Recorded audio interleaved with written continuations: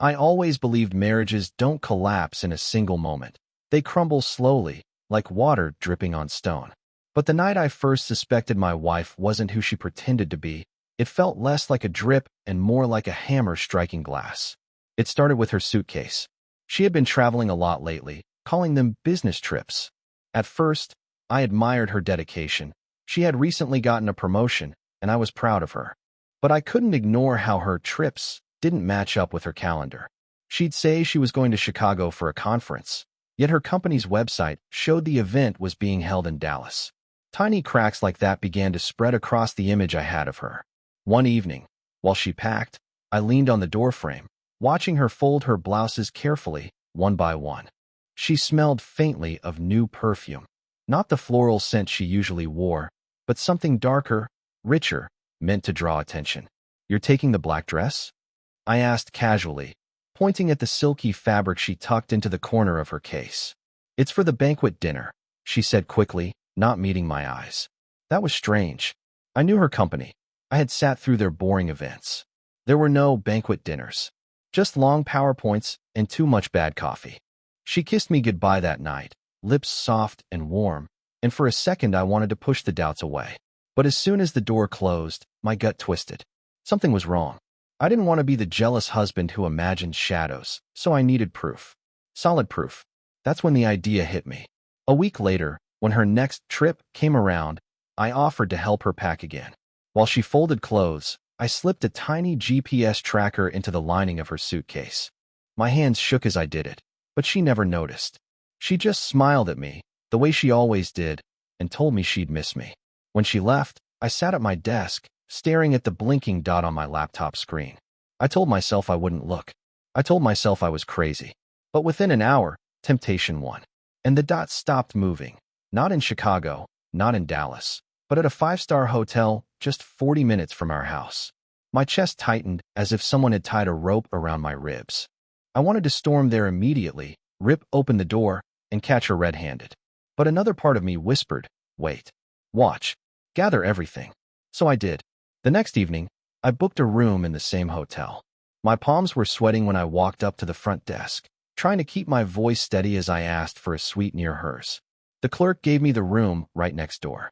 It felt almost unreal, like stepping into a trap I had built myself. That night, I sat in silence, my ear against the wall. At first, nothing, just the hum of the air conditioner. But then, the faint sound of laughter. Her laugh. The laugh I once thought was only mine. And then, a deeper voice. A man's voice. My blood boiled, but something else crept in too. A strange mixture of anger and curiosity. I wanted to see him, to see who she thought was worth lying for. My fists clenched as muffled words slipped through the wall. I couldn't make out everything, but I heard enough. The giggles, the whispers, the clink of glasses. At one point, her voice dropped lower, softer. I heard a moan, quiet, but sharp enough to pierce me like a knife. There was no mistaking what was happening on the other side of that wall. I sat frozen, torn between the urge to kick the door down and the twisted pull of wanting to know more. My heart raced, my jaw clenched so hard it hurt. Betrayal has a way of making every nerve burn, every sound louder than it should be. When the moan stopped and the room next door went silent, I realized something chilling. This wasn't her first time. She was too comfortable, too natural. And if she was this good at lying, then how many other times had there been? I didn't sleep that night. I lay in bed staring at the ceiling, my chest rising and falling with each heavy breath. The hotel sheets felt suffocating, the clock on the nightstand ticking louder with every second. But in that sleepless haze, something inside me hardened. I wasn't going to scream. I wasn't going to cry. I wasn't going to beg her to stop. I was going to make her regret every single lie she had ever told me. And that was the moment I knew. This wasn't just a story about betrayal. It was going to be a story about revenge. By morning, the anger had cooled into something sharper, like a blade you can slip inside a jacket. I showered, shaved, and looked in the mirror until my face stopped broadcasting disaster. If I was going to take my life back, I needed control, not chaos. I needed receipts. The tracker said she hadn't left the hotel. That meant breakfast, elevators, hallways, little windows where truth liked to show its face. I set my phone to continuous photo mode. slipped a tiny audio recorder into my jacket pocket, and walked out like a man on business. In the lobby, everything looked too polished, too forgiving. Marble floors and soft music, a place built to conceal sins behind smiles. I ordered coffee I didn't want and sat where I could see the elevator banks. Every chime made my pulse jump. I told myself I wasn't here to cause a scene. I was here to remember who I was before I believed in impossible people. At 9:12, she emerged. My wife wore the black dress she'd sworn was for a banquet dinner. Morning sunlight slid over the satin like water. Her hair was pulled back in a loose knot, the kind she did when she wanted to look unbothered and irresistible. She laughed at something the concierge said, and it was the same laugh I had listened to through a wall last night, the one that somehow sounded both innocent and guilty. There was a man beside her, but he stayed just out of the line of sight, like a shadow that knows its place. All I caught was the edge of a blazer, the curve of a shoulder, the scent of a cologne I couldn't place.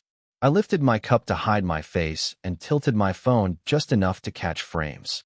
Her smile, her hand brushing his sleeve, the casual choreography of people who think the world belongs to them. They didn't kiss. They didn't touch in a way that would ruin them in public. But intimacy isn't only in skin. It's in the tiny gravity between two bodies that shouldn't be that close. I knew that look. I'd been the man receiving it. A heat rose in my chest, part rage, part memory. The way her mouth would hover near my ear, the way she would whisper my name like it was a secret. The hunger in me wasn't gone. Betrayal had only buried it under ash. I hated that truth, and I needed that hate. They left together. Not to the conference center. To the valet. I followed at a distance, recording. The footage wasn't flashy, but it didn't need to be. Real evidence is ordinary. Two people sharing a car they shouldn't share, a hand lingering a second too long at the door, a woman telling a lie with perfect posture. When they drove off, I didn't chase them. I let the tracker tell me the ending. It said what I already knew. They circled the block and came back through a different entrance, up the service elevator, back to the same floor. The choreography of cowardice. I returned to my room and listened to last night's audio. At first, it was just ambience, the hiss of air, the soft percussion of footsteps, the clink of glass. Then voices. Her voice, lower than usual, syrupy with pleasure and mischief.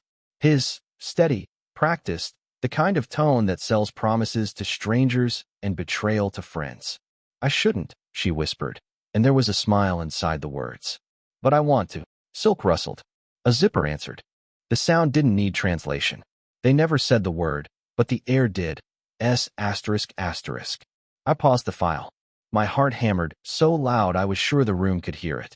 The temptation to storm the door flared and faded. Not yet. Not like this. I opened my laptop and started building a folder I named with the bland precision of a man who intends to be believed. Travel_expenses_Q2. Inside, I created subfolders with dates, times, location metadata. I added screen captures of the tracker. I synced the audio and labeled it with timestamps. I clipped the lobby photos into a neat strip of ordinary betrayal. I gave everything names a judge would understand. The work steadied me. In the afternoon, I tested the wall again. The rooms shared a vent. If I pulled the chair to the corner and pressed my phone against the grill, the audio sharpened. I recorded a minute of empty air and played it back. Crisp. Useful. I set an automation to start when voices reached a certain volume. Little traps, quiet and patient. At sunset, I stepped into the hallway and listened. A housekeeping cart stood by their door. The maid's earbuds leaked a love song as she knocked, entered, emerged. When she rolled past me, I cleared my throat. Excuse me. My wife's in 714, and I left a note under her door earlier. Could you check if it's still there? She peered at me, decided I looked like a man who leaves notes for wives, and shrugged. See. She pushed the cart back, unlocked the door, skimmed the floor. Nothing.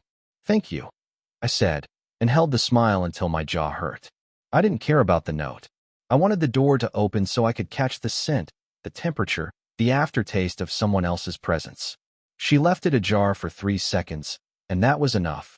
A flash of a jacket over a chair, 2 champagne flutes, a tie draped like a careless promise. The camera in my watch clicked once. Back in my room, I let memory do what it was built for. I pictured her neckline, The way the dress clung and released. The way her pulse would beat high in her throat when desire made her brave. The attraction in me wasn't dead. It had mutated into something with edges. It's a frightening thing to want the person who is breaking you. But fear turned into fuel when I pictured the toast I would give, the screen lighting up behind me, the way her eyes would search for an exit and find none. Night fell. Laughter returned through the wall, fainter now, comfortable, like routine. They had settled into a rhythm, and so had I. The recorder blinked. The file stacked up. I was building a kind of cathedral out of small, undeniable facts.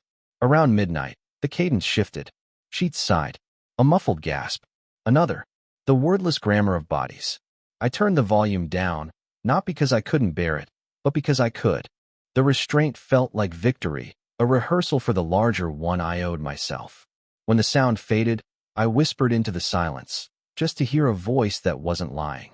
Soon, I checked the date on my phone and created a calendar invite with a name only I would recognize. Inventory reveal. I added locations, reminders, a list of supplies. HDMI cable, portable projector, printed stills, flash drive, duplicate flash drive, hotel receipts, tracker screenshots, an envelope with her maiden name written on it, because the ceremony I had in mind deserved a flourish. I slept for 2 hours and dreamed of the first time we danced, her cheek warm against mine, the promise of a life. I woke with the taste of that promise in my mouth and the knowledge that promises can be weaponized. I brushed my teeth until the taste was gone. At dawn, I stood at the window and watched the city glow awake. The hotel reflected me back, a man in a plain shirt, holding a plan like a calm storm. I didn't recognize the man completely, but I trusted him. He was not here to scream. He was here to finish what a lie had started. The third morning of her business trip came with a storm. Rain slapped against the glass, thunder rolled, and the whole city felt like it was holding its breath. I stood by the window, watching the streets below shine with reflections, and I realized something brutal. Storms clear the air. That was what I wanted, clarity, no matter how violent it had to be. The tracker showed she hadn't moved since midnight. That meant she was still inside, tucked away with him. I stared at the blinking dot, thinking about how easy it would be to burst in and make everything explode. But real revenge doesn't live in explosions. It lives in patience, in the careful arrangement of facts that no one can deny. By now, my folder was thick with evidence, timestamps, audio clips, grainy but damning photos. Still, I needed the crown jewel, the one piece that would silence every excuse, every denial. I wanted his face. I wanted to look him in the eye, even if only through a lens. The opportunity came sooner than I expected. Around 10, I heard the door next to mine click. My chest tightened. I pressed my eye to the peephole, breath shallow. First came her laugh, the familiar kind, light and practiced. She stepped into the hallway, hair loose, lips tinted with that shade of red she only wore for special nights. She looked younger somehow, as if betrayal had peeled years off her skin. I hated that it still pulled at me, that some animal part of me still found her breathtaking even while she destroyed me. Then he followed. The sight of him turned my blood to ice. Broad shoulders under a tailored jacket, a face I knew better than my own reflection because I had trusted it for years. It was my best friend, the man who had stood next to me at my wedding, who had toasted our anniversaries, who had once helped me move furniture into the first apartment we shared. His hand brushed her lower back, subtle, like a habit he no longer thought about hiding. The shock knocked the air from my lungs. Betrayal from her was a knife, but betrayal from him, that was the twist of the blade. I pressed my phone flat against the door, recording video through the sliver of light. His face turned perfectly into the frame as he leaned down to whisper something in her ear. She smiled, lips parting, eyes soft. Intimacy written in every muscle. Click. Captured. They walked down the hall toward the elevators. My hands shook so hard I nearly dropped the phone. I paced the room for 10 full minutes before daring to look at the footage. And when I did, there was no room left for doubt, no space for lies. I had everything, but something shifted inside me then.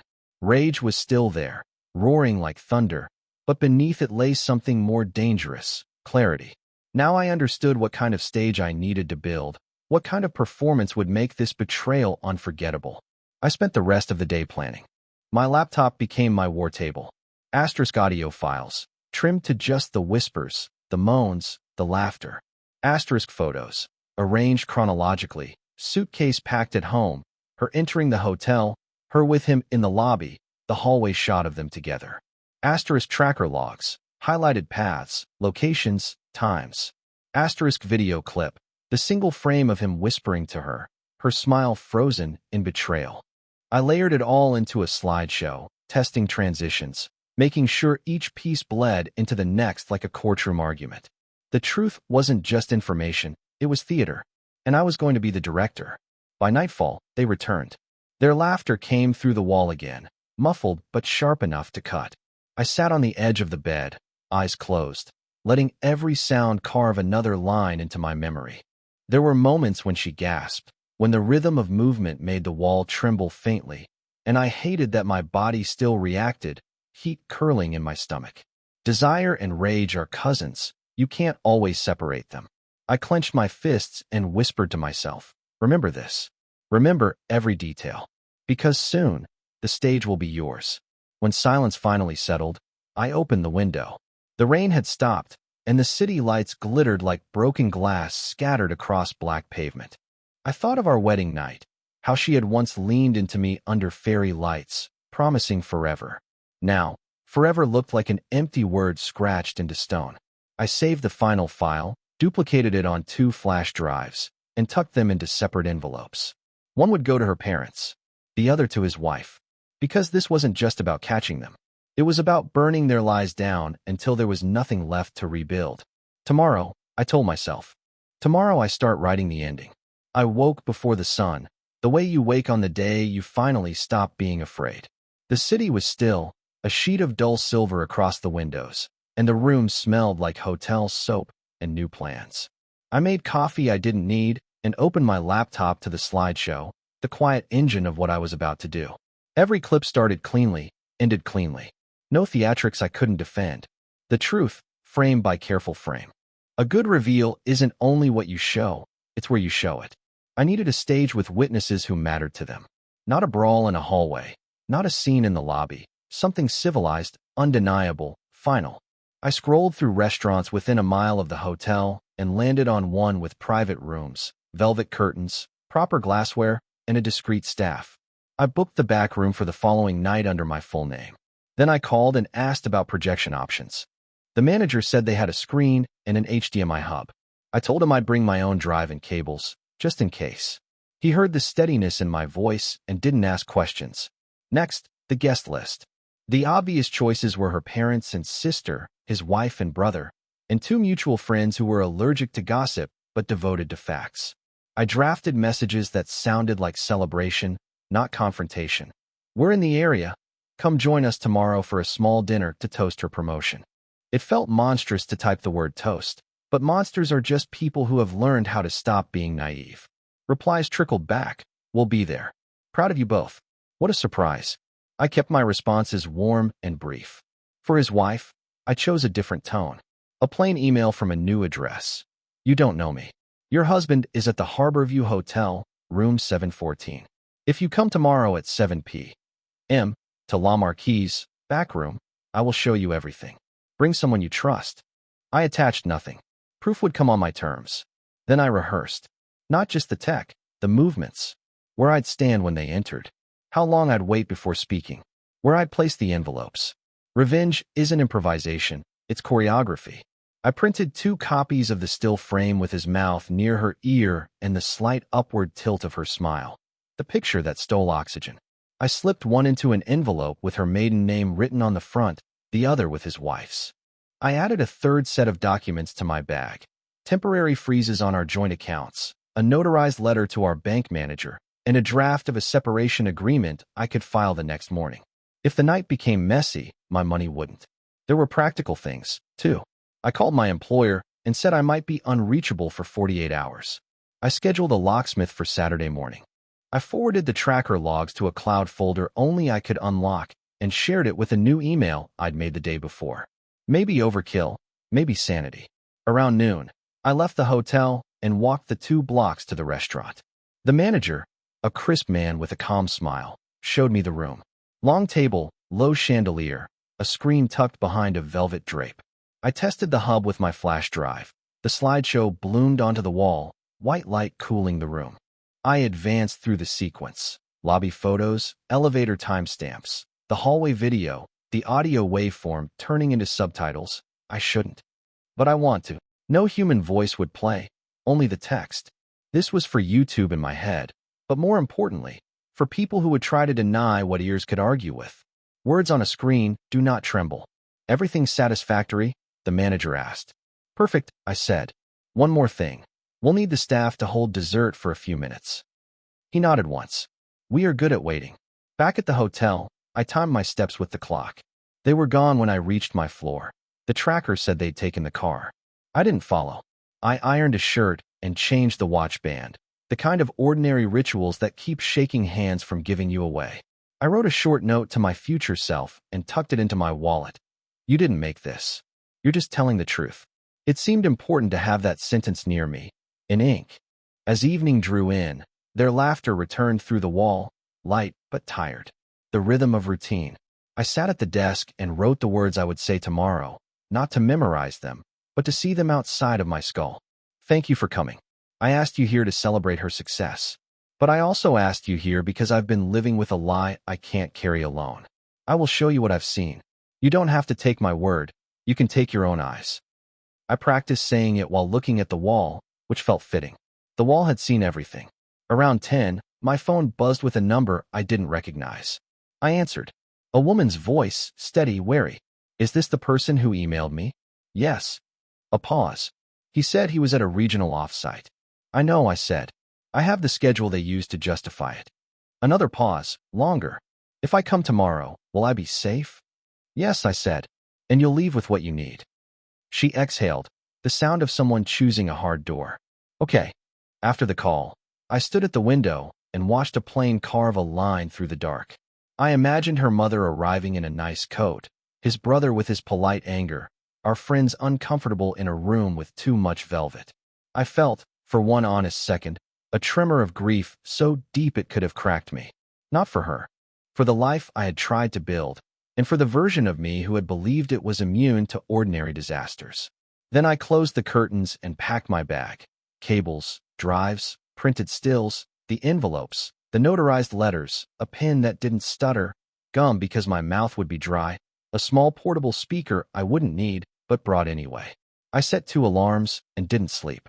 Sleep was for people who wanted to forget. I wanted to remember everything so I couldn't be tricked by kindness in the morning. At dawn, I left a checkout envelope at the front desk and paid cash. The clerk smiled and asked if my stay was enjoyable. I held his gaze and said, it was clarifying. He nodded, not understanding, which was exactly the point.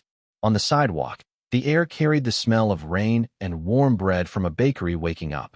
I lifted my bag, felt the weight of it pull against my shoulder, and understood the choice I had made. I was done pleading with fate. I was ready to speak. Tomorrow, there would be witnesses. Tonight, there would be calm. And in between, there would be me, no longer the man in the dark room listening through a wall, but the one who opens the door and turns on the light. The day of the dinner arrived like a storm disguised in silk. The morning sky was pale, ordinary, but inside me there was nothing ordinary left. I moved like a man rehearsing every breath, every step, every detail of what was about to unfold. I chose my suit carefully, not too formal, not too casual, just enough to make me blend into the picture of celebration I had painted in my invitations. My tie was navy, plain, steady. A man doesn't wear fireworks to war. He wears armor that doesn't attract attention until the moment it matters. The restaurant was ready when I arrived. The manager led me back to the private room, where the long table glowed under a chandelier that looked like frozen rain. The velvet curtains were drawn, the projection screen hidden behind them like a stage waiting for its play. I tested the HDMI cable again, watching as my slideshow flickered onto the wall. The photos, the logs, the video, the evidence stared back at me. Then I clicked it away. It would be too easy to let fury spill before the audience was in place. One by one, the guests arrived. Her parents came first, her mother in pearls, her father in a pressed shirt, both smiling warmly, expecting champagne and a toast. They hugged me, asked after her, complimented the dinner idea. I smiled and shook hands, my stomach tight, the taste of iron on my tongue. Next came our two mutual friends, the kind of people who always believed in keeping peace. They clapped me on the back, joked about being surprised by a promotion party, and ordered drinks while chatting about vacations. Their laughter felt like paper decorations, fragile, too easy to tear. Then his wife arrived. She looked smaller than I remembered, her eyes tired but sharp. She carried herself like a woman who had already suspected the worst but was bracing to finally see it. She nodded at me, said nothing, and sat near the end of the table. Her silence was heavier than words. My wife and my best friend were the last to arrive. They walked in together, side by side, their faces flushed with the easy glow of people who believe they control the story. She wore a red dress this time, bold, too bold for a work dinner. He wore the same calm smile that had once been my anchor. I felt my jaw clench as he shook my hand like nothing in the world was broken. Everyone took their seats. Glasses filled. Bread baskets arrived. The murmur of conversation rose like a tide. My wife squeezed my shoulder as she leaned close to whisper, "This was so thoughtful of you." Her lips brushed my ear, and the touch made me want to recoil and pull her close all at once. The confusion of attraction and disgust churned inside me, sharp as glass. I raised my glass and stood. "Thank you all for coming tonight," I began, my voice steady though my hands trembled slightly against the stem of the glass. "We're here to celebrate her success. But before we do, there's something I need to share. Something I can't carry alone anymore." The room quieted. Forks lowered. Eyes turned toward me, curious, expectant. My wife blinked, her smile faltering just a fraction. I nodded to the manager, who dimmed the lights and pulled the curtain back. The screen glowed white, and then the slideshow began. First, the photos, her suitcase packed with the black dress, her laughing in the hotel lobby, the grainy but undeniable image of his face near hers. Then the video clip, the moment his mouth bent to her ear while she smiled in that secret way. Gasps rippled through the room. Her mother covered her mouth. His wife's eyes filled but did not break. She sat rigid, a statue holding back an earthquake. My wife's voice cut through the silence. This isn't what it looks like." But the next slide appeared, audio waveforms with subtitles. I shouldn't, but I want to. Her words, immortalized in text. No one spoke. The silence was heavier than any accusation. Finally, the tracker logs, neat maps of movements that matched the dates of her so-called trips. Lines and timestamps told the story better than my voice could. I clicked the final slide, a simple phrase on the screen. The truth doesn't need decoration. I turned the projector off. The lights returned, exposing faces twisted in shock, shame, disbelief. Her father spoke first, voice trembling. "Is this true?" My wife's face crumpled, but no words came. My best friend looked down at the table, jaw tight, as if silence could save him. That was when the first twist unraveled. His wife stood, her voice clear and cutting. "It's not just her." She pulled out her phone, opened a message thread, and tossed it on the table. "He's been lying to me for months."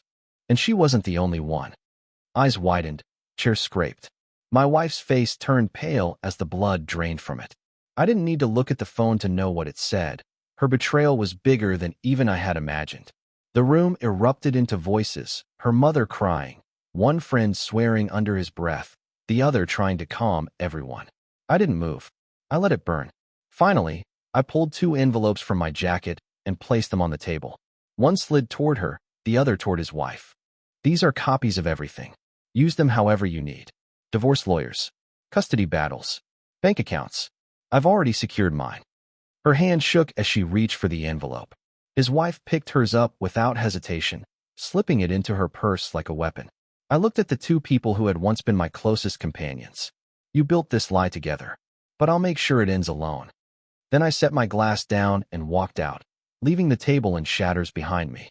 Outside, the night air was cold, almost clean.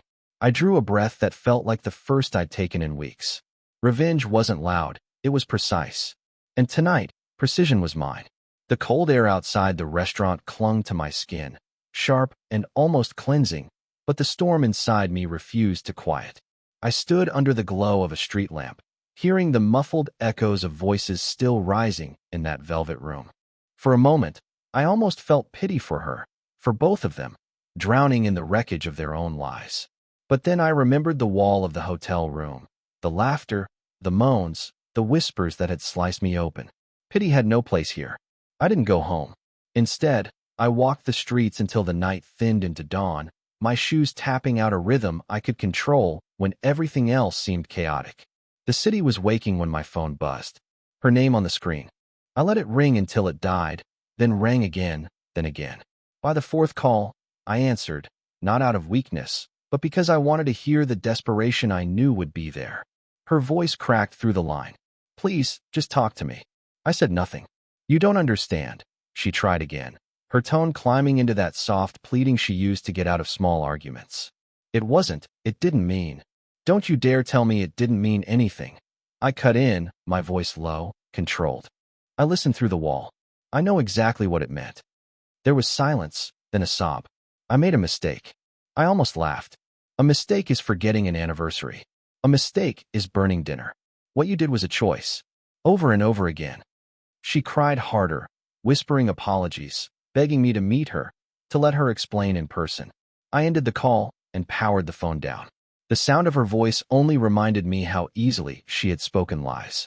Later that morning, I met with the locksmith.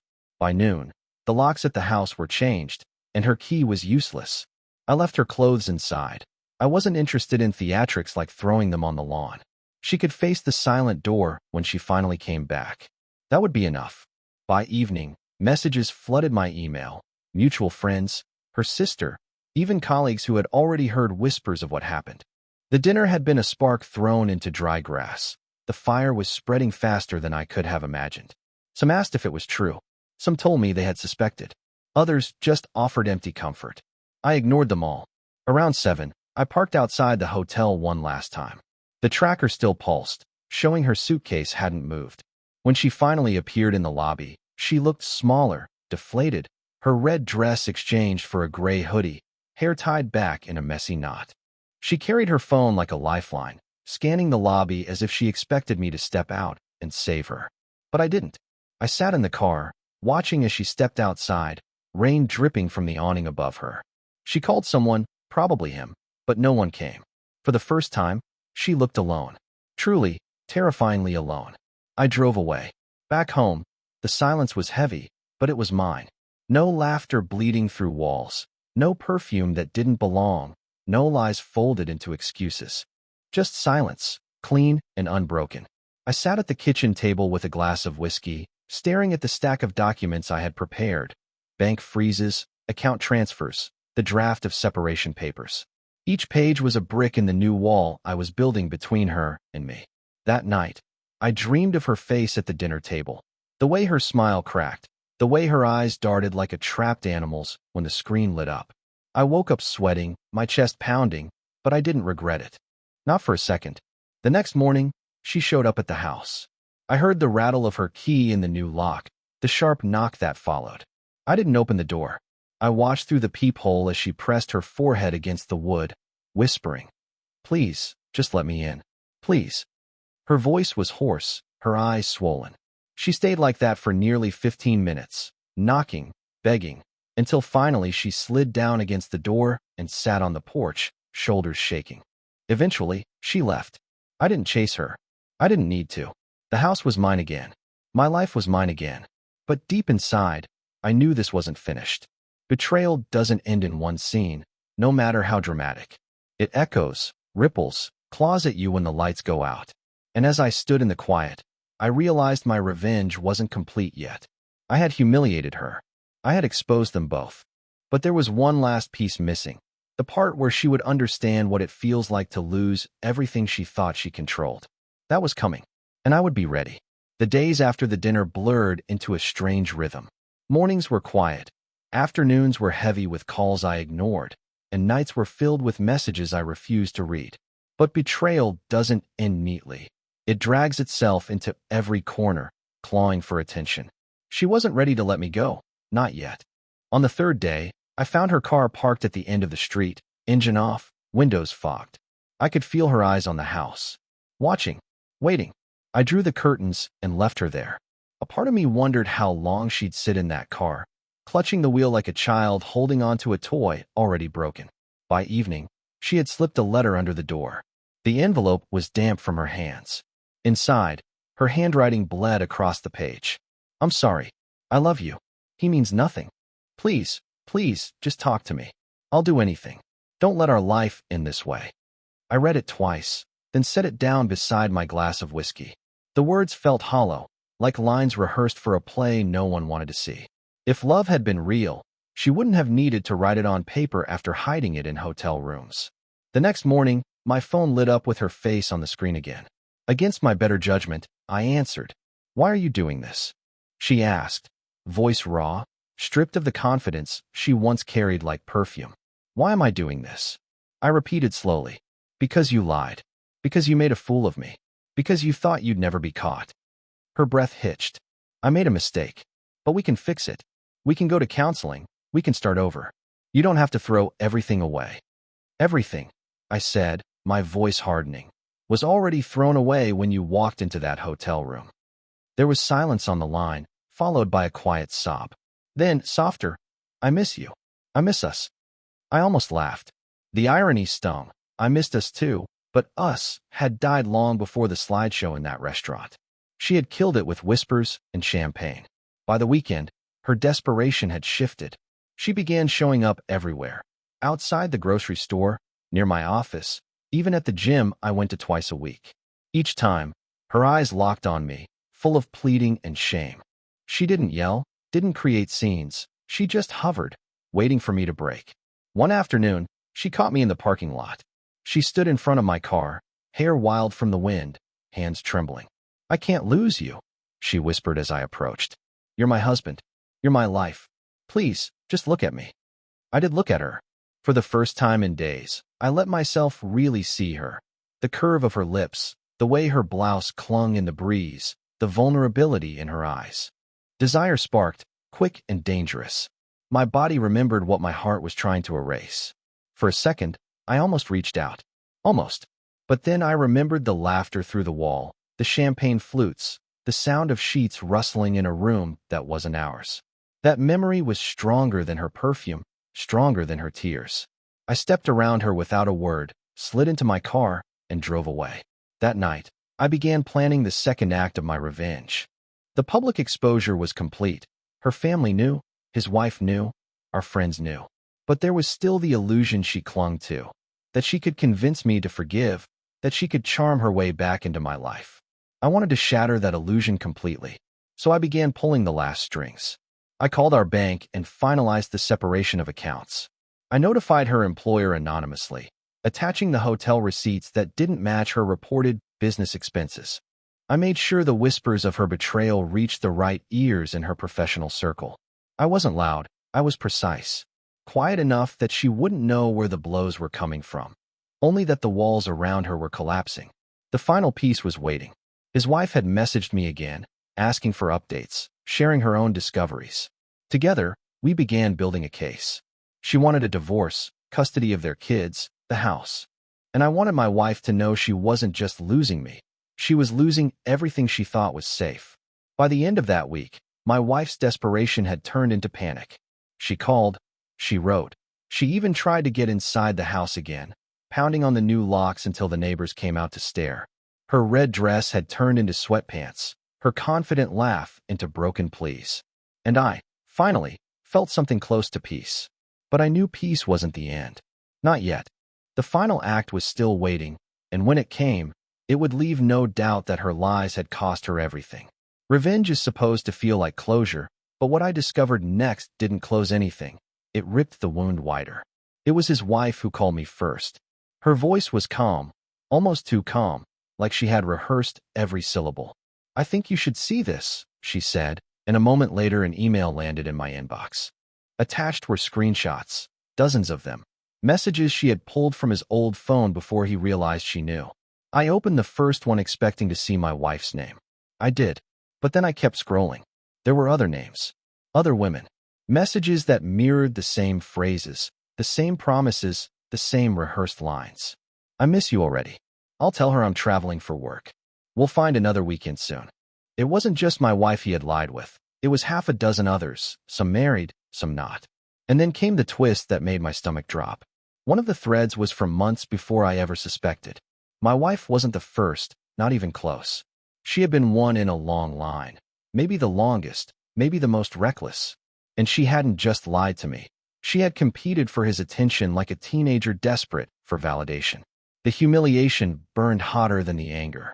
Not only had she betrayed me, but she had thrown away our life for a man who treated her like a repeat performance. She wasn't special to him. She wasn't even first. I sat at the kitchen table staring at the screen, my hands trembling, the glow of betrayal lighting up the dark room. My chest hurt, a mix of rage and something worse, pity. She had built her lies around a man who lied to everyone. She wasn't just cruel, she was foolish. Later that evening, I heard her outside again. She had parked her car crooked in the driveway, ignoring the neighbors who were now openly watching. She knocked, pleaded, whispered my name through the door. And for the first time, I opened it. She froze when she saw me, eyes red, hair messy, clothes hanging off her frame like she'd forgotten how to care. "You opened the door," she whispered, hope flickering like a candle. "I did," I said evenly. "Because there's something you need to know." She blinked, confused. I stepped aside and held out my phone. On the screen was one of the screenshots. The man she'd betrayed me with, sending the same line to another woman. Her breath caught as she read. Her knees seemed to weaken beneath her. "He told me I was the only one," she whispered. I laughed bitterly. "That's what you told me, too." She reached for my arm, but I stepped back. "Don't," I said sharply. "You wanted him. You got him. But you weren't the only one. You were never the only one." Tears spilled down her face, raw and broken. "I didn't know. That's the worst part," I said. "You destroyed us for a man who didn't even care enough to lie uniquely. You weren't special. You were a copy." She collapsed into the doorway, sobbing into her hands. For a moment, I almost felt sorry for her, almost. But the image of them together in that hotel room burned the pity out of me. I left her there, crying on the porch, while I walked back inside and closed the door. The lock clicked into place, a sound more final than any word. That night, I called his wife again. We spoke for nearly an hour, comparing notes, piecing together a timeline of lies that stretched farther than either of us had guessed. She was filing for divorce, and she wanted to make sure the court saw every message, every photo, every timestamp. I promised to share everything I had. Together, we built not just a case, but an alliance. Her pain mirrored mine, but so did her resolve. She wanted freedom. I wanted finality. And now, with the truth in our hands, we both had the tools to carve those things out of the wreckage. When I finally hung up, the house was silent. My phone buzzed once more, another message from my wife, long and desperate, promising change, begging for one more chance. I didn't reply. Instead, I opened my laptop and added the screenshots to my growing archive. I labeled the folder Second Betrayal. Because that's what it was, not just hers, not just his, but a chain of betrayals stretching farther than I'd ever known. And as I shut the lid and leaned back in the chair, one thought crystallized with brutal clarity.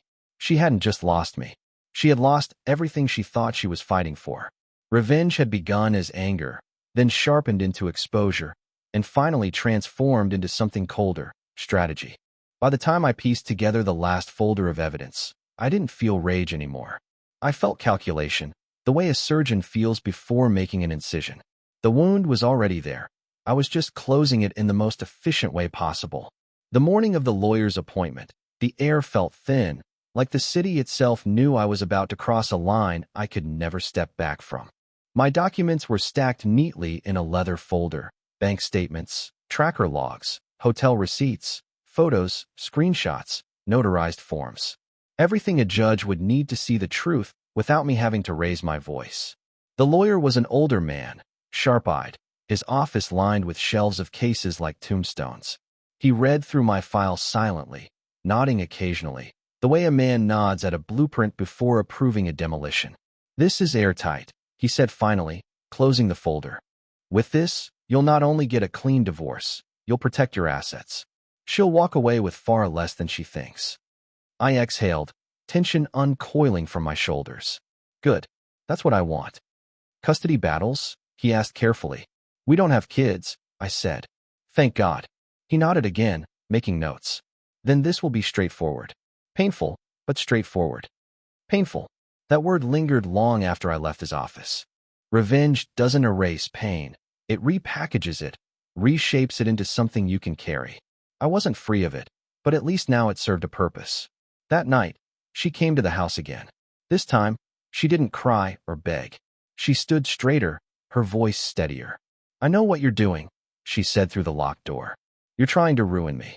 I opened the door just enough to meet her eyes. "No," I said calmly. "You ruined yourself. I'm just making sure no one forgets it." She flinched, but didn't break. "We can still fix this." "Fix?" I almost smiled. "You don't fix glass once it's shattered. You sweep it up so no one cuts themselves again." Her face tightened, pride struggling to survive where love had already died. "You'll regret this."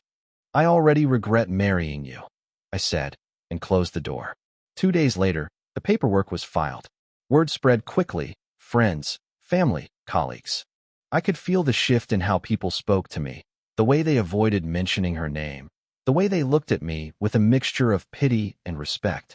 Pity for what I had endured, respect for how I had ended it. And then came the second twist of the knife, not mine this time, but his wife's. She moved faster than anyone expected. Within a week, she filed for divorce, attached her own mountain of evidence, and demanded custody of their children. She messaged me once more.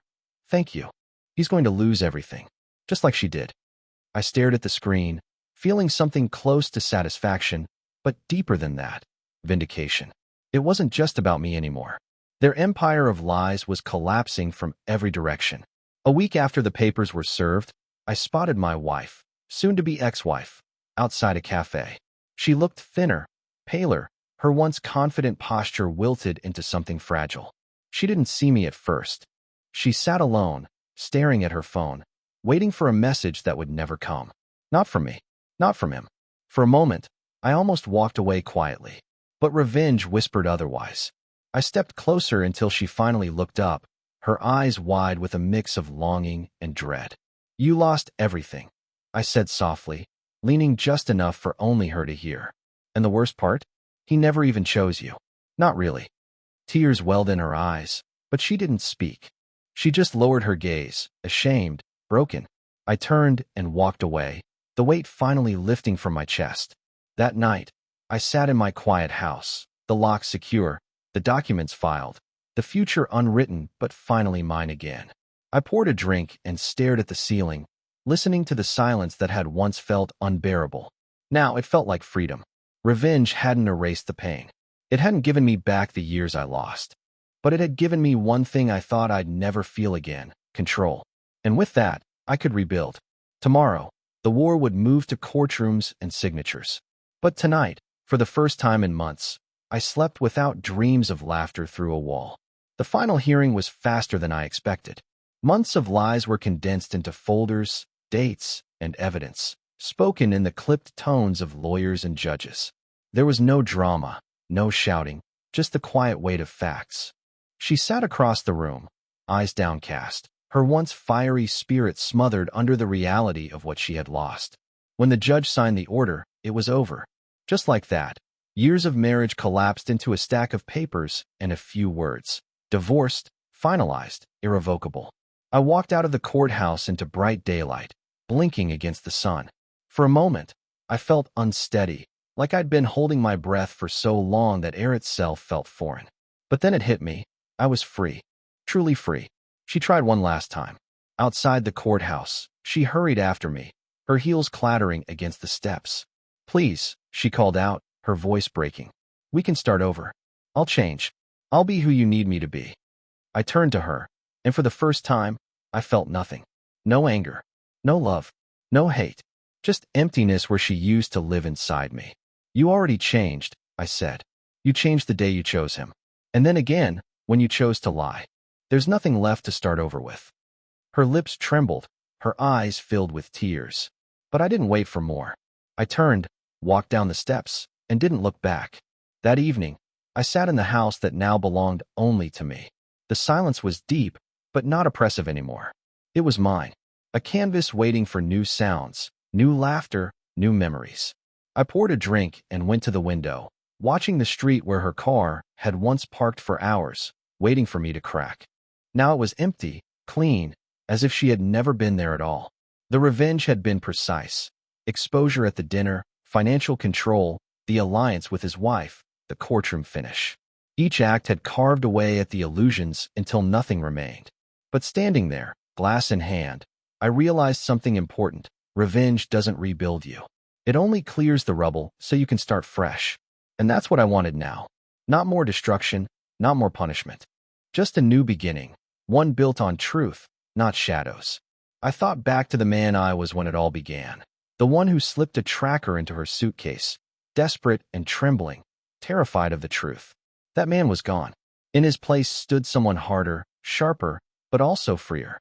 I had walked through fire, and though the scars would remain, they would remind me never to ignore the warning signs again. Later that night, I opened my laptop and deleted the folder. Every photo, every recording, every file. I didn't need them anymore. Their purpose was served. Holding on to them would only keep me chained to the past. The screen went black, and with it, so did the last echoes of her lies. I stepped outside, breathing in the cool night air. The sky was clear, stars sharp against the darkness. For the first time in a long time, I didn't feel the weight of betrayal pressing on my chest. I felt light. The story had ended. Not with forgiveness, not with reconciliation, but with silence, the kind that doesn't ache, the kind that promises something new is coming. And as I stood there, alone but unbroken, I understood the truth. The best revenge isn't the spectacle. It's the freedom that follows when the liars are gone, and the silence finally belongs to you.